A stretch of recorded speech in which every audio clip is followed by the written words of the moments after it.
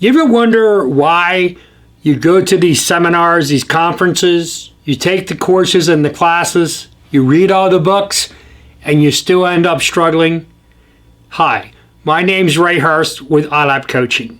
I would like to show you why all the information, all the courses and classes, all the effort you're putting in can be overwhelming, but have little to no effect long term. So this happens a lot, and I want to show you what's happening. So you got to understand, first of all, how is your brain working and why are you not able to do the new thing that you learned? So it's pretty simple. Is when you're in the class or the seminar or the conference, what is your mind thinking about? So your brain is focused on what is happening. So you walk away from the conference for the next 3 to 5 days, your mind's going to be thinking a lot about what did you learn, and you're going to implementing that. The problem is, you have as many as 40 thoughts a minute.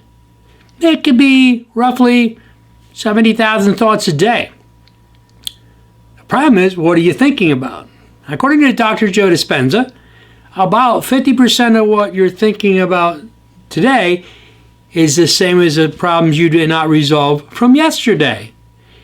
So as your brain is doing a research every moment of every day to determine what's going to happen in the next moment, where is it researching? So let me just show you this right here.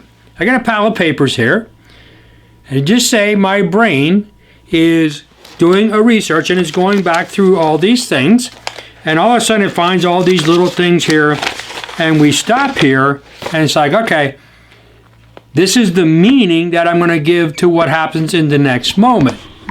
Now, the problem, the seminar, the conference, whatever we went to was a good, powerful, educational truth.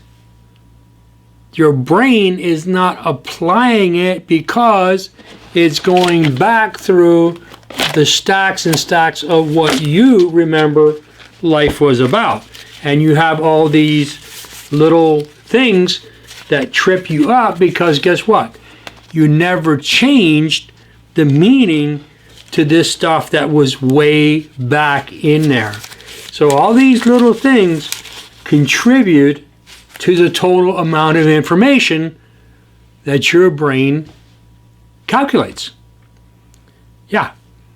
Until I go in there and go through this little pile here and keep going through and find this, change what's written here, change the meaning of it, guess what my brain's going to do? My brain's going to calculate that no matter how deep it's buried in this pile. It's still going to bring that in to the calculation of what I think is about to happen in the future. So you're going to say, oh my gosh, there's no way I can go through my whole life and recalculate or rewrite the meanings. Exactly, you cannot. What you can do is each time something comes up that doesn't go the way you want it to go, is you stop, take a look at it, and say, where did that come from? I like to call it the simple 5 steps. You stop, think, what am I thinking? Why am I thinking that? Is it true? What's the truth? As your brain is a super powerful problem-solving machine, and each time you stop when things don't work the way you want them to, and you correct the meaning, your brain's going to start to autocorrect other areas of your life. The problem is, if you don't take the time to stop and think, what am I thinking? Why am I thinking that? What is the truth? Is it true? What is the truth? That's the key. What is the truth? Now, sometimes we're going to have to apply new truths to some very, very painful things in our past. Sometimes we don't want to because, let's be real, we like to be the victim. Because if I excuse the other person as being broken and empty, not being able to give me what they didn't have, we kind of feel that lets them a free pass. No, it doesn't. The problem is holding on to this junk from your past is only hurting you. Because every time your brain does a research, it researches all of this and it comes up with every little bit of information just the way you programmed it in there. And it's going to hurt you, not them. They're moving on with their life. They're dealing with their own set of special problems that had nothing to do with you. So the anger, the bitterness, the spite that you hold towards somebody doesn't hurt them at all. Doesn't affect them at all. Because they're dealing with a whole world of their own stuff. What you need to do is you need to stop and think, what are you thinking? Why are you thinking that? And then correct the meaning. This is why when you go to the seminars, the conferences, hey, even the revival meetings, I've seen so many revival meetings that people are just, oh, I could just live here forever. This is such beautiful. And a week later you say, excuse me, where were you last week? You don't resemble anything of what that revival looked like.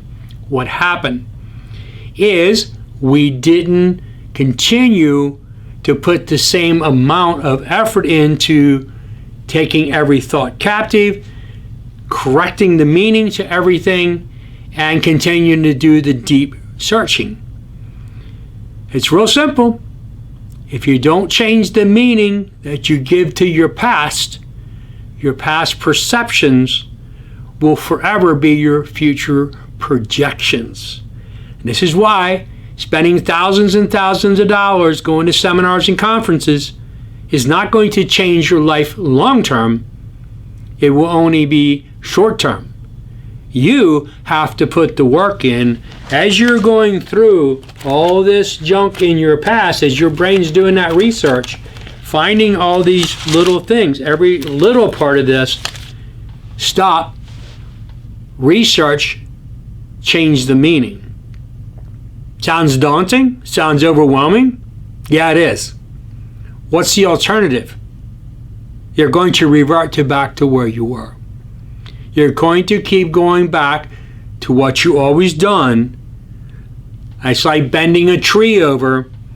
And as soon as you let it go, boom, it's back up to where it was. You literally got to bend that tree over and keep it that way for years.